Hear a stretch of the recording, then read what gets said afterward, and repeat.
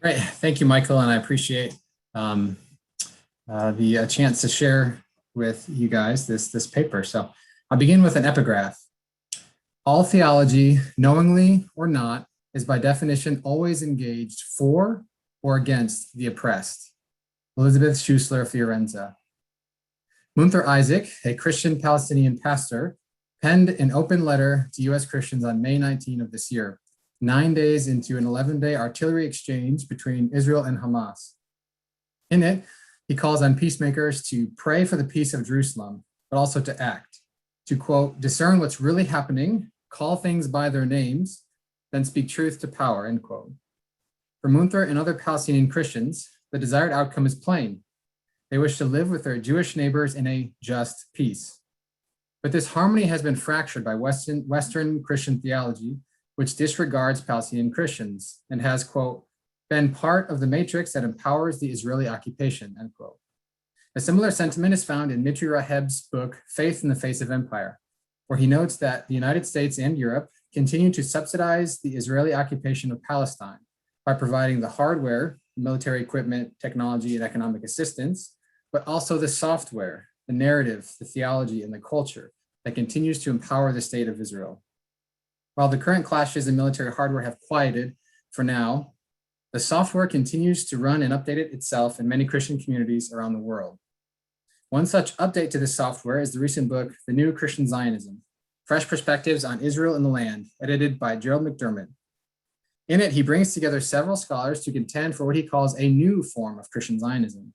McDermott states that this new form of Christian Zionism is primarily new because it is not theologically dependent on dispensationalism. While this departure from dispensationalism seems to be the foremost reason this Christian Zionism is new, he further states that this form of Christian Zionism is also not merely nationalism, not merely Christian, not land theft, not racist, and it is not theocracy. To argue this case, McDermott attempts to reach further back in history and root the beginnings of Christian Zionism in the biblical witness of both Old and New Testament. The biblical witness for McDermott and its theological implications are the center of his argument. In this paper, I offer a challenge to that center and their narration of the Bible. I argue that this and other forms of Christian Zionism fail to take into account the Old and New Testament preference for diasporic existence after Jeremiah in the Babylonian exile. Jeremiah 29, which details Jeremiah's letter to the exiles, begins a shift, often called the Jeremianic turn, in Israel's mission away from a promised land only existence to a diasporic one. Further building on this turn, I suggest that Jeremiah's call to build, plant, and marry and seek the peace of Babylon has promised land implications for Israel. When Christian Zionism neglects this junction of the biblical narrative, it does not properly assess Israel's new paradigm for mission in the exile after Jeremiah's prophetic message. Finally, I end with some implications and offer some concluding thoughts. But first, I will briefly outline the new Christian Zionism in its narration of the Old Testament. So the new Christian Zionism. McDermott states that the best way to answer the question, what do we mean when we say the new Christian Zionism, is essentially the contents of his book. He then elucidates on a number of basic implications meant by the term, and these are quotes. The people and land of Israel are central to the story of the Bible. The Bible claims that God saves the world through Israel and the perfect Israelite. The history of salvation is ongoing. The people of Israel and their land continue to have theological significance. The return of the Jews from all over the world to their land and their efforts to establish a nation state after 2 millennia of being separated from controlling the land is part of the fulfillment of biblical prophecy. And lastly, Jews need and deserve a homeland in Israel, end quote. These underlying assumptions are not in any way new to forms of Christian Zionism, and thus the main new aspect here seems to be the absence of dispensationalism. Without defining Christian Zionism in specific terms, McDermott seems to identify any positions that anticipate a future Israel with the land, are eschatological or not, as Zionism. This broad definition gives McDermott permission to identify even the slightest positive statement concerning Israel as a modern state or an ancient people, and the land as a Zionist position in his retelling of Christian history. Robert O. Smith gives a more useful definition that encompasses this and older forms of Christian Zionism. He defines Christian Zionism as, quote, political action informed by specifically Christian commitments to promote or preserve Jewish control over the geographic area now comprising Israel and Palestine. It is these specifically Christian commitments that the new Zionism seeks to reinforce and defend. The question then arises, how do new Christian Zionists read the Old Testament as a basis for these Christian commitments? So new Christian Zionism and the Old Testament.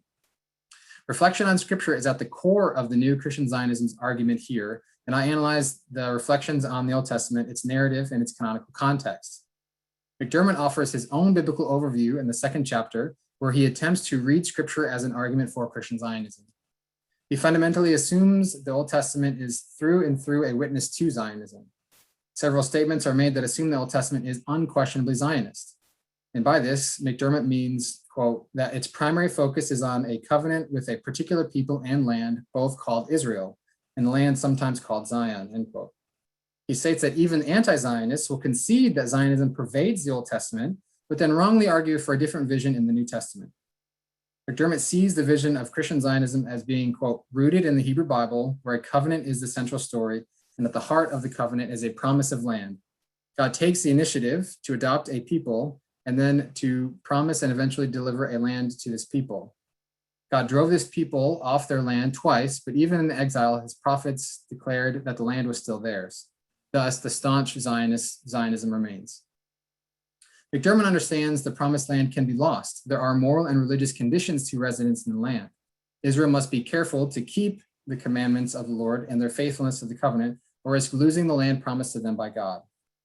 Yet after the land was lost in exile, the prophets spoke of a day when Jews would return to the land from all over the world, beginning in Isaiah.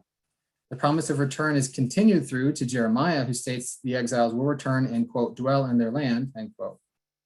Zechariah also speaks of return, despite God being the one who scattered the people among the nations. But exile is not the end for landed Israel. McDermott states, quote, if possession of the land was never guaranteed, title to the land was, end quote. And he uses the above verses to argue that the land is still described as their own, even in the exile. McDermott makes a distinction here between the unconditional covenant made to Abraham that promises the land and the conditional Mosaic covenant, which stipulated, quote, that enjoyment of the land and other blessings was conditioned upon Israel's obedience, end quote. Thus, even if Israel loses the land, the unconditional covenant to Abraham still stands. Even when the prophets discuss an expanded vision of redemption, not just for Israel, but the entire world, their expansion does not abrogate the earlier promise that Israel would be gathered back to the land of Palestine. In Ezra and Nehemiah, some of the scattered people are brought back to the land, but for McDermott, this is not a fulfillment of the prophesied return.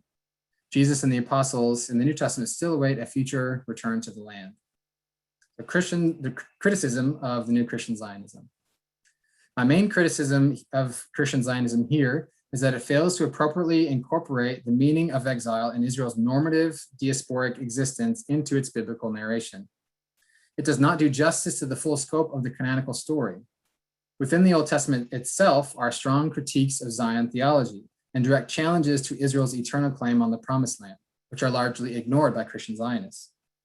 By focusing so narrowly on the promise of land in the biblical covenants to Abraham and Moses, the land seemingly becomes the sole element of that promise, which is then constantly reaffirmed and unchallenged in their telling of the narrative of the Old Testament and its New Testament continuation. When God speaks to Abraham in Genesis 12, the promised land is only one of a fourfold dimension of the covenant promise. God promises to give Abraham and his descendants posterity, a privileged relationship with God, a promised land to dwell in, and a purpose, which is to be a blessing to all nations. Narrowing the focus of the patriarchal promise to just the land distorts the vision of God's redeeming mission to the world through a set-apart people who bear witness to God's way of life in a specific place. Thus, while land is initially a vital part of the promise to Abraham, it is not the only one. The understanding of Israel's connection to the land fundamentally changes after the exile. The hope for land restoration ultimately becomes an eschatological restoration, which will be done by the Messiah and only the Messiah. This is where McDermott's arguments fall short. They do not articulate the eschatological context of the return depicted in the prophets. Although he is careful to argue the return of a modern Jewish state called Israel is only a partial fulfillment, this misrepresents the prophetic message that this restoration is eschatological in nature. And the Messiah alone will regather the people into the New Jerusalem. A proper understanding of the new mission for Israel after Jeremiah and the turn away from promised land only existence to diaspora offers a corrective. So now I may move to the Jeremianic turn. Christian Zionism rises and falls based on the correct canonical reading that is comprehensive, congruent, consistent, and cohesive. It is especially important to trace the proper developments in the narrative. One such development is the exile and Jeremiah's ministry in it. In the days of Jeremiah's ministry at the end of the 7th century, Judah was a vassal state to Assyria. The kings in Judah vacillated between loyalty to the next ruler, Babylon, and their adversary, Egypt. Should they call to Egypt in revolt or maintain vassalage to Babylon? It was because of these revolts that eventually Babylon destroyed the city of Zion and exiled its inhabitants on multiple occasions. Factions grew among the people of Judah concerning the best course of action and are described in Jeremiah 27 through 29. Cooperate with Babylon and avoid sure destruction, the message of Jeremiah in chapter 27, or revolt and trust in the inviolability of Zion, message of Jeremiah's prophetic opponent, Hananiah, in chapter 28. Throughout his ministry, Jeremiah's message challenged this dichotomy and asserted that God was on the side of the Babylonians, bringing judgment to Judah for disobedience. And after the first exile of elites in 597, Jeremiah sends a letter to the exiles where he calls for the exiles to settle in the land and seek the peace of the city. The pertinent section of the letter, which most scholars undeniably attribute to the prophet Jeremiah, are verses 4 through 7. Thus says the Lord of hosts, the God of Israel, to all the exiles whom I have sent into exile from Jerusalem to Babylon. Build houses and live in them. Plant gardens and eat what they produce. Take wives and have sons and daughters. Take wives for your sons and give your daughters in marriage, that they may bear sons and daughters. Multiply there and do not decrease. But seek the welfare of the city where I have sent you into exile and pray to the Lord on its behalf. For in its welfare you will find your welfare. While it may not seem like a radical shift in the promise and mission of God's people, Jeremiah calls the people to embrace diasporic living. This initial shift to residing in the diaspora has been labeled the Germanic turn in the writings of John Howard Yoder, among several other scholars. The message of Jeremiah turns the tide of Israel's history to understand exile and diaspora, not just as punishment, but as a new calling in their history. It is a decisive break from a promised land only existence in the power structures of the monarchical state. Undoubtedly, the prophet Jeremiah in his own time did not envision such a drastic shift in Israel's history. His continual calls for an eventual return after 70 years portray this understanding. However, when Jeremiah 29 is read in the wider scriptural tradition with a canonical directional reading, the letter becomes an initial embrace of diasporic existence and mission. The call to seek the salvation of the city where God sent them represented a new phase of mission and identity reorientation. This new diasporic identity became a new paradigm for Jewish thinking and living in exile. While it may seem initially difficult to link all the elements of this shift to Jeremiah's thought and time, when one traces the diasporic existence of later Jews backwards, Jeremiah 29 emerges as a catalyst for embracing not just exile, but diaspora as a new mode of living and calling.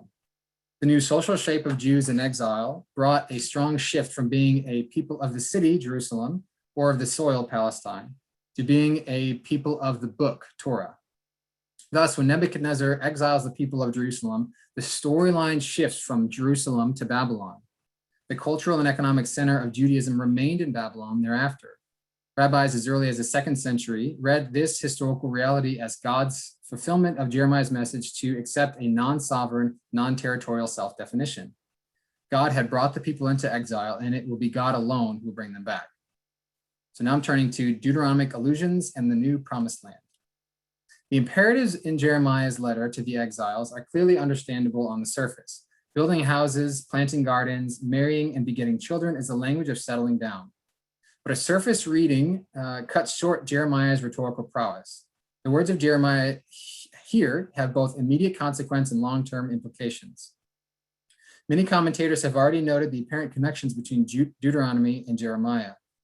Adele Berlin and Daniel Smith Christopher have argued more specifically that Jeremiah 29, 5 through 7 contains allusions to Deuteronomy 20, 5 through 10, which is a text that prohibits anyone from engaging in warfare who has recently built a house, planted a vineyard, or become engaged to a woman should they die and another enjoy them. These are the exact commands of Jeremiah in the exact order: build, plant, marry, and seek the peace of the city.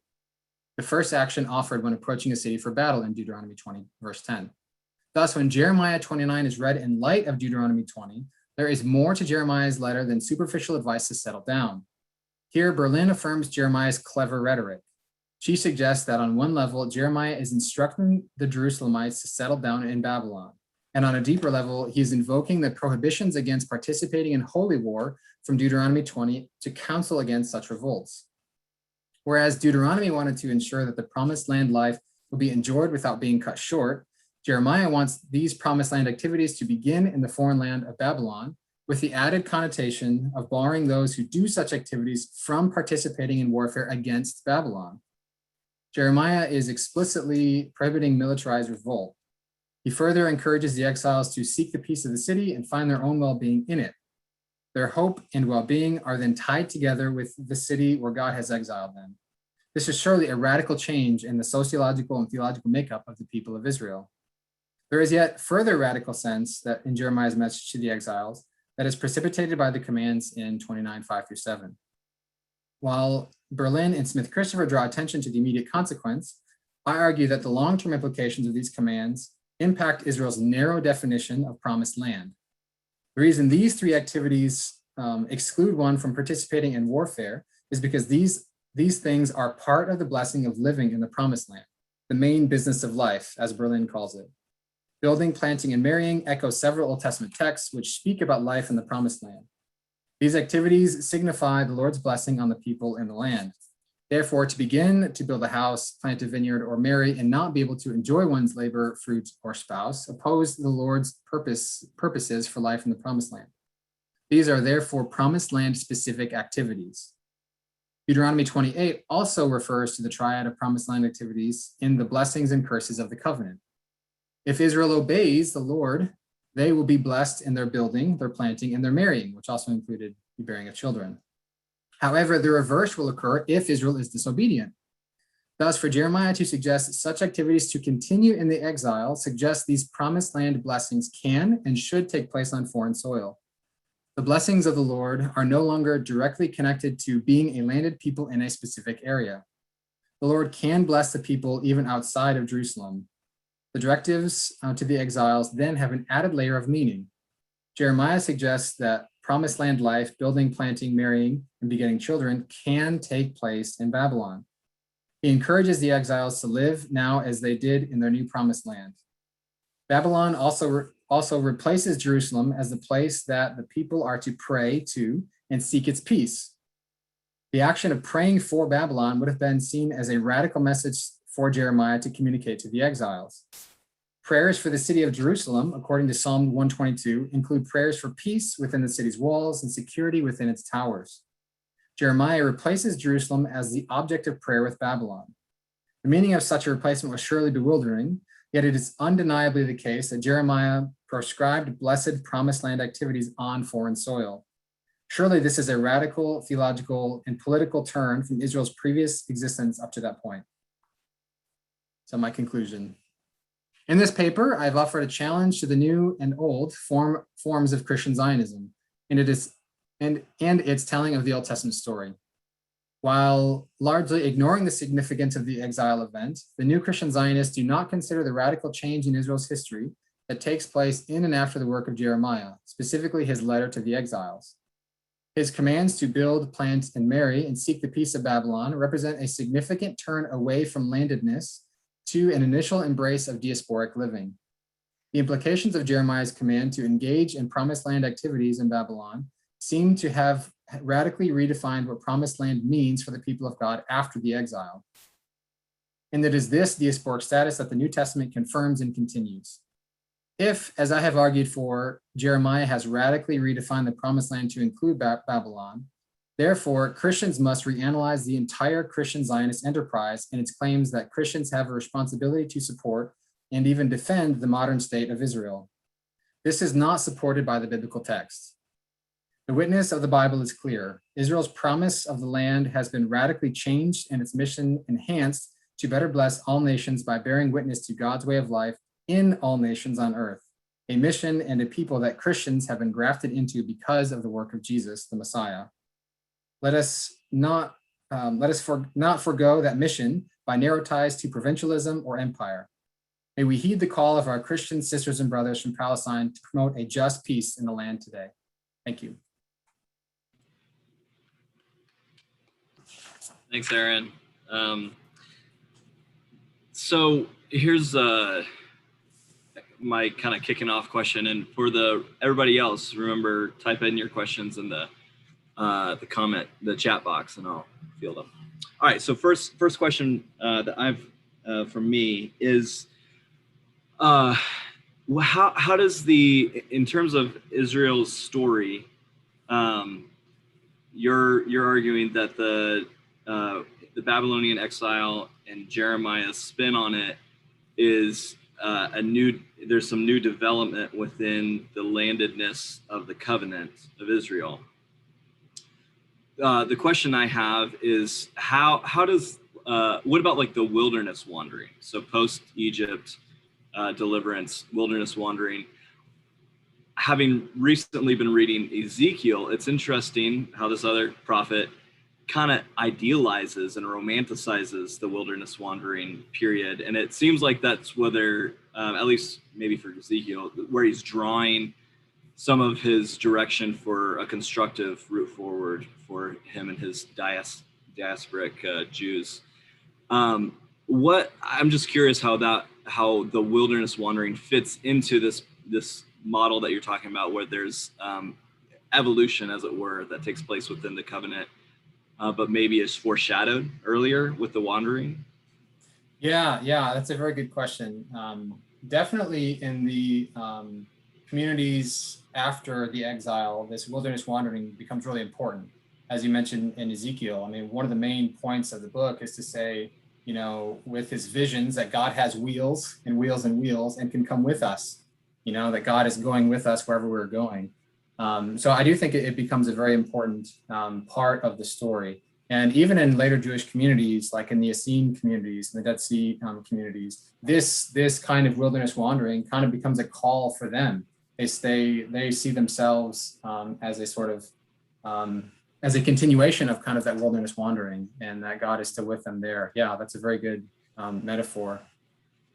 Okay, thanks. So we got a couple of other questions. One from Kristen Kaner is about the connection of what Jeremiah is doing with the Babylon Promised Land motifs and the promises in Joshua 1:4, which I'll read to you real quick because I don't remember what Joshua 1:4 says.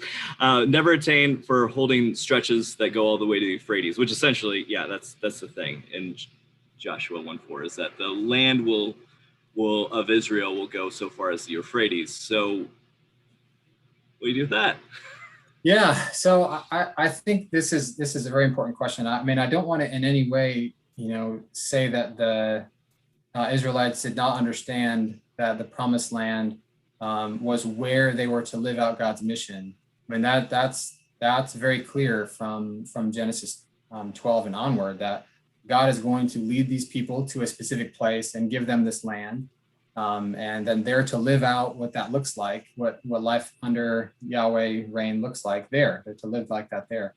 And so, the conquest is a part of that. But I think as you continue on through the story, you sort of get this deconquest. You get this, and I think as you track the story, you begin to see this. So the ideal vision of Israel in the land is the 12 tribes, right? But then Israel says, we want a king like the nations, and God is at first, God understands this as the direct rejection of his lordship. And so I think another way of kind of understanding this is, as the story goes forward, God then breaks the people of that tight hold to the monarchy and a tight hold to the land, because they've abused it. They've misunderstood what their mission was. They've gotten lost along the way. So I don't want to in any way deny those texts, have bold claims in Joshua and Judges. But as you read the story going forward, that the story then shifts. Instead of kind of centering in one place, you get this kind of scattering outwards. And I think that begins initially with Jeremiah.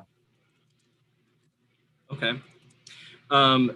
Regarding N.T. Wright's notion of the end of exile happening in the Christ event, do you think that, what do you think about that proposal?